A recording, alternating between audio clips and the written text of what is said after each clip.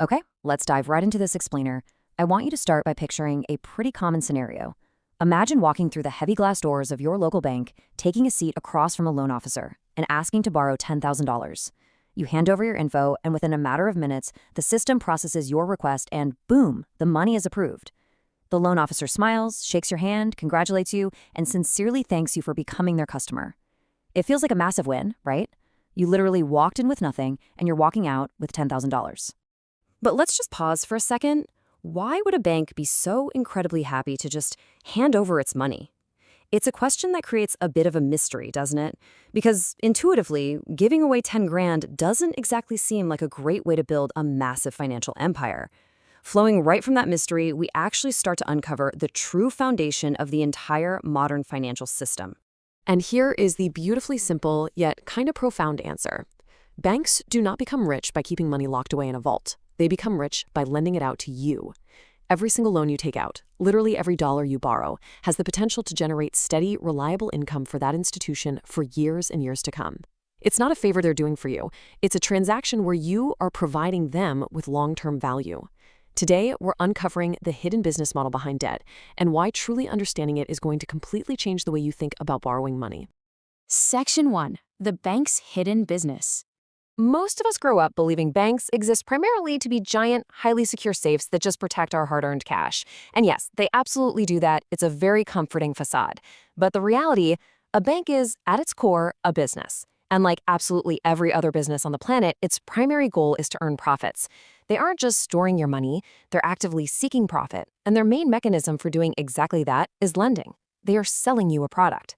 And what does that product actually look like? Well, it's mortgages, car loans, personal loans, credit cards.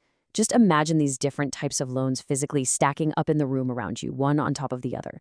Millions of people every single day are taking out these loans, and every single time this money is borrowed across any of these categories, a magical thing, at least from the bank's perspective, begins to happen. Interest starts to accumulate, and that interest flows directly into their revenue stream. Debt isn't just a simple financial tool for you, it is arguably their most valuable, scalable product. Section 2. The power of interest.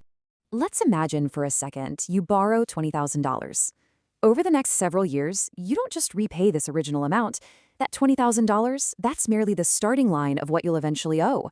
Here is exactly how that profit timeline unfolds. Step 1. You borrow that initial principal, the 20 grand. Step 2. The clock starts ticking and interest accumulates over your entire repayment period. Step 3. By the end of the term, the total amount you've actually repaid is significantly higher than what you originally borrowed. Depending on your interest rate, it could be thousands or even tens of thousands of dollars more. And here is the secret to their entire model. The longer that repayment period stretches out, the more interest stocks up. Multiply this simple 3-step timeline across millions of customers globally, and it becomes crystal clear why lending is such an insanely profitable business. Banks carefully assess risk before handing out money because, remember, they aren't giving it away. They're making a calculated investment that they fully expect to earn a significant return on. Section 3. The credit card trap. To understand why this is so profitable, let's compare two very different realities of credit card usage. In the absolute ideal scenario, balances are paid in full each month. In this reality, interest generally doesn't even apply. You basically get to use the bank's money for a few weeks for free. But the bank knows human nature. So we see the other reality for millions of people, carrying balances. When you carry a balance from month to month, the shadow of interest charges grows exponentially.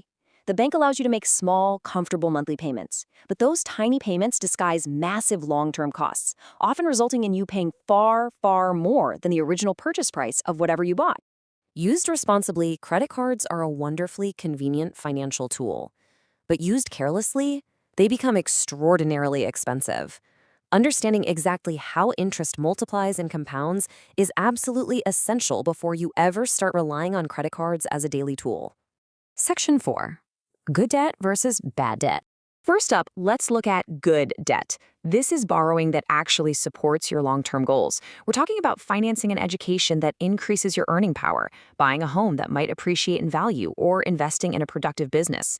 These are scenarios that may provide real, future tangible benefits. Now, contrast that with bad debt. This is financing luxury purchases, things that lose value the literal second you buy them.